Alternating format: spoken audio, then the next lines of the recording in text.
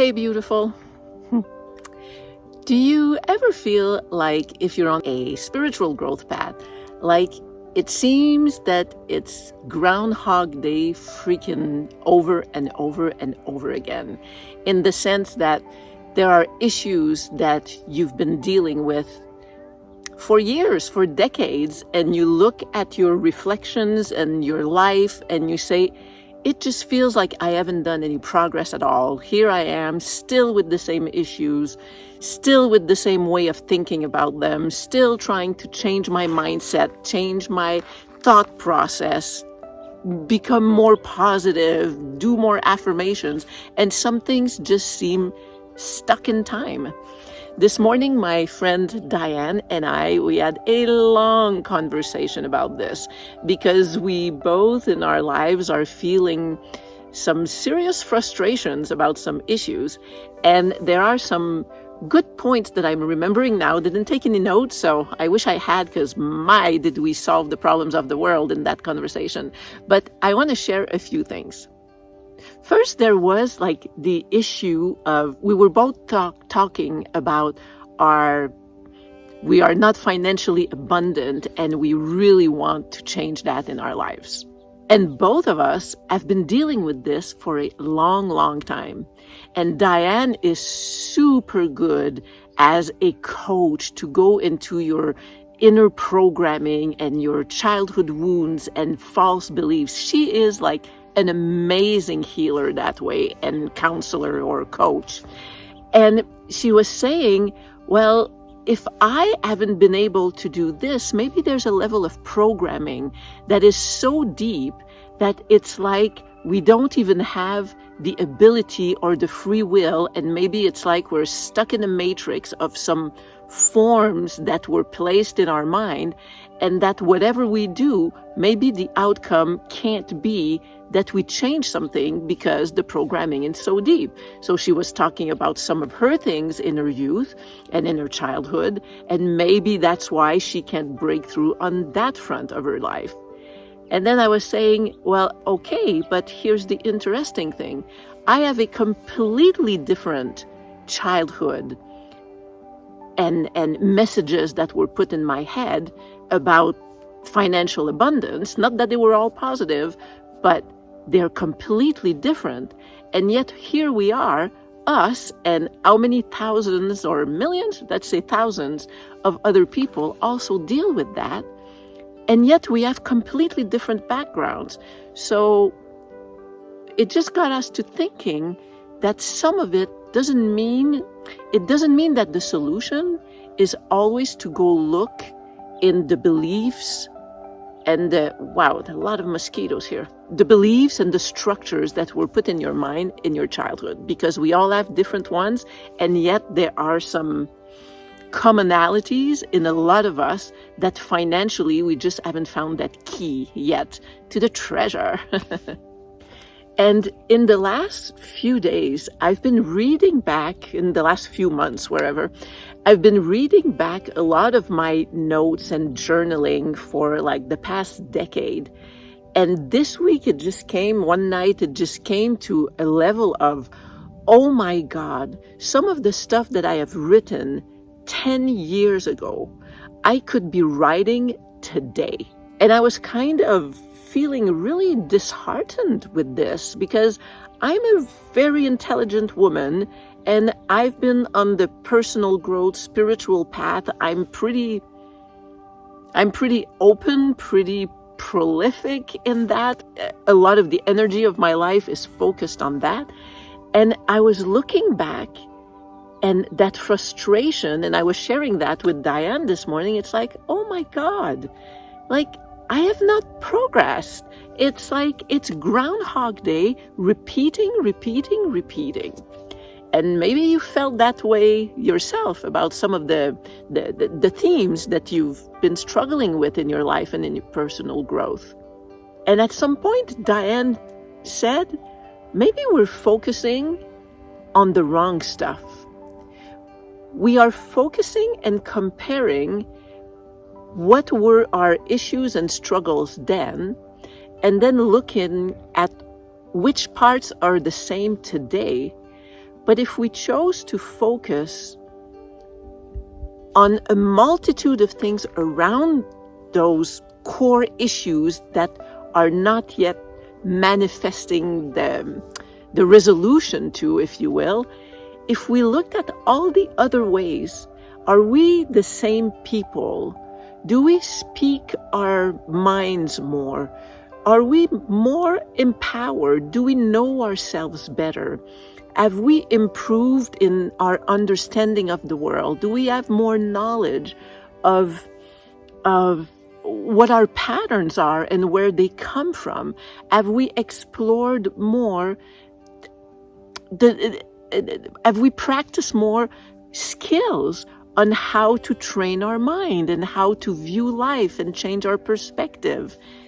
And it's like, if we choose to focus on those things, we're going to be less depressed, discouraged about looking at the past, because we are not the same people.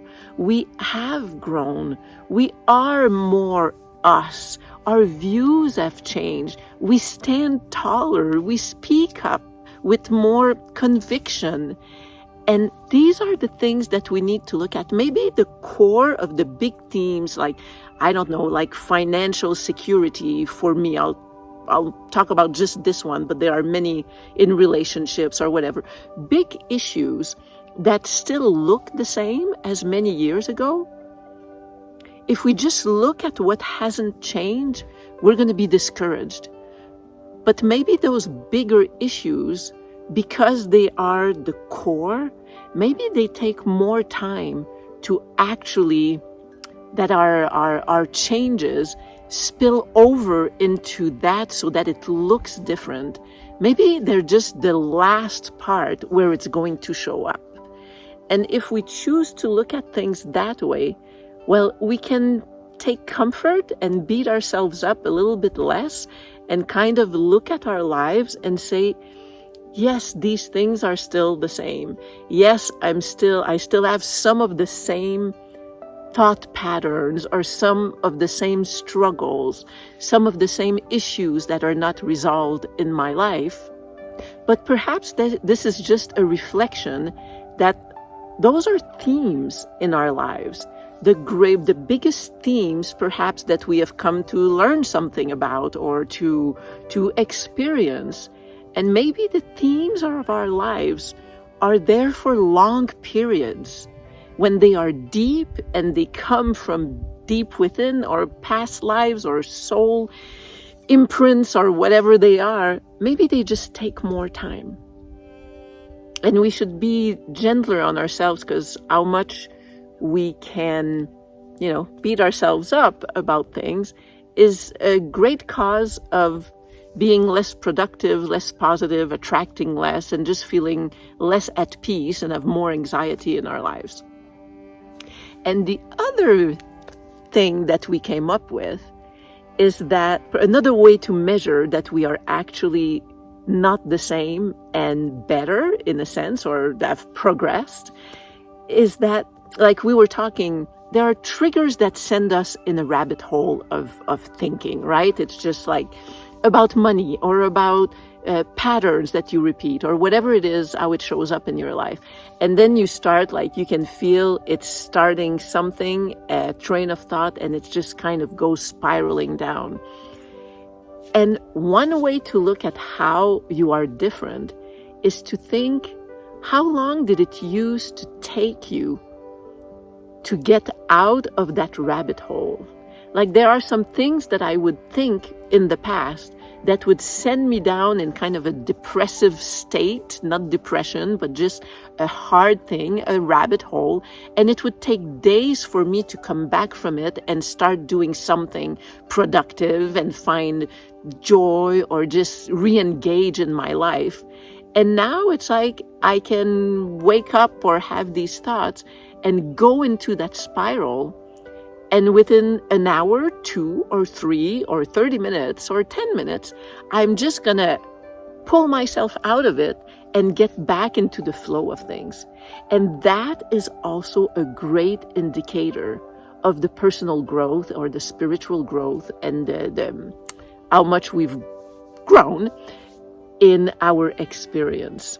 And that's also a way to just acknowledge that perhaps there are patterns and ways of thinking that are just how we are designed, and that certain things will always be a raw place for you.